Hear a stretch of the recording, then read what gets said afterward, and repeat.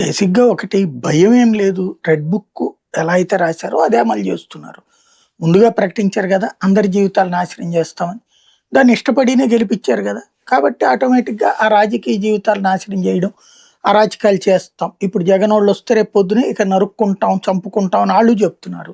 ఇప్పుడు వీళ్ళు ముందే జెప్పారు. మేమొస్తే గనక వదిలిపెట్టము, హింసిస్తాం, వెంటాడతామని. అయినా సరే ఎన్నుకున్నారు గదా!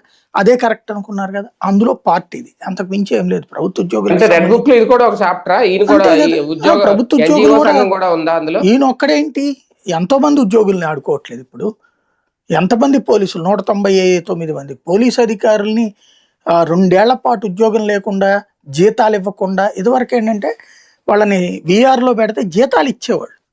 హ్మ్. సస్పెన్షన్ చేసిన 50% సాలరీ ఇచ్చేవాళ్ళు. ఇప్పుడు అయి గూడా ఇవ్వకుండా ఏడిపించుకు దండం. తర్వాత ఎట్లా అవును. కోర్టులు కేసిను తెచ్చుకుంటారు వాళ్ళు.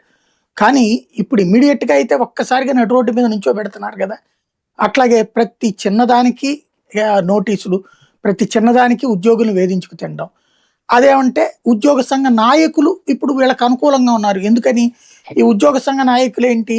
జగన్ టైంలో పడ్డటువంటి బకాయిలు ఏవైతే ఉన్నాయో అయ్యి చంద్రబాబుతో మాట్లాడి ఇప్పించుకుంటున్నారు. కాబట్టి ఉద్యోగ సంఘ నాయకులు మన చేతిలో ఉన్నారు కాబట్టి ఉద్యోగులు ఇంకా ఇంతకు మించి అవతలకి పోరు. రెండోది ఏంటంటే ఇదివరకటి రోజుల్లో మీకు అదిగో చూసారా అతను ఏమీ చేయలేదు, ఏడిపిచ్చుకు తిన్నాడు. నేనైతే కరెక్ట్‌గా చేశాను అని చెప్పే ప్రయత్నం. ఆహ్, ఉద్యోగులకి తెలీదా? ఆ రోజున ఇచ్చినటువంటిది. అయితే 2014లో ఈయన అదృష్టం బావుండి ఆ రోజున చంద్రబాబు